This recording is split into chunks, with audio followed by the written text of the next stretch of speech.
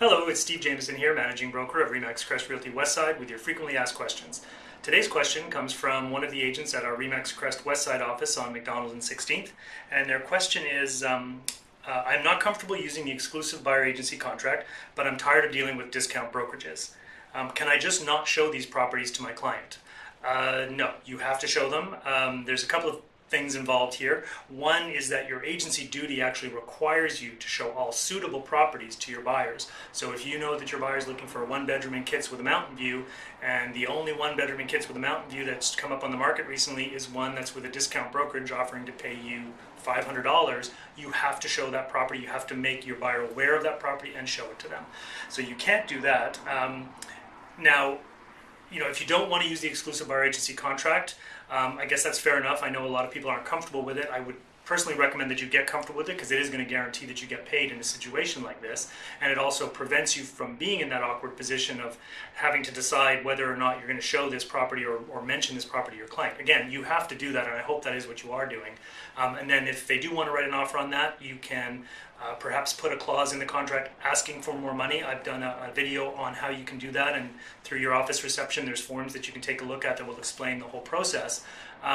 But if you do want to be in a position where you're allowed to not show certain properties to your client, you may want to consider using a buyer agency acknowledgement form. To be honest, you should be using either an exclusive buyer agency contract or the buyer agency acknowledgement form, because agency law is such that you're not allowed to have more than one master at a time, meaning if you're working with a buyer, you cannot have a listing. If you have one listing, you can't take a second listing. You can't work with two buyers at a time. You're literally only to have one client at a time. So you're actually breaking agency law when you work with more than one buyer. And I know 90% of the people out there are doing it. I'm just making you aware of what the law is and how agency law works.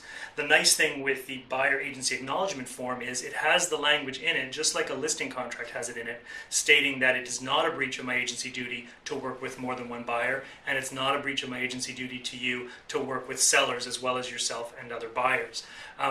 There's no language like that when you're just working with somebody on a spit and a handshake, for example, or just on a yes, I promise to work only with you. There is no language like that, so you're breaching your agency duty. So the nice part of this form is that it actually has that language in it, allowing you to work with more buyers. They'll sign it because they, of course, think you're working with more than one buyer and that you have listings as well. The other nice thing with this form is it's not requiring them to pay you anything. I know that's one of the big reasons a lot of people don't use exclusive buyer agency contracts, is because they're afraid of putting the buyer in a position where they have to pay your commission. You just don't feel comfortable with it, fair enough. But with this one, it's not requiring any remuneration, so the buyer hopefully will feel more comfortable signing it. But the best part is, by having them sign this, there is a clause in this contract that simply states, I am not required to show you all properties that may suit your needs. So if they ask you about that, and you should explain it, it's simply saying that I need to make a decent living, which is fair enough, we all do, we have rent and mortgage and cars to pay, but I'm not required to show you all properties if I'm not going to get a decent commission out of it. So if you find them on your own, great, but I'm not required. You're modifying your agency relationship, which allows you to not show them these properties. So you need to use one of the two. I recommend the exclusive buyer agency contract, but if you don't want to use that, use the other one, the buyer agency acknowledgement form. Keeps you online with agency law, but it also allows you to not show them these discount properties. So I hope that helps, and again, if you have any other questions, please send them in.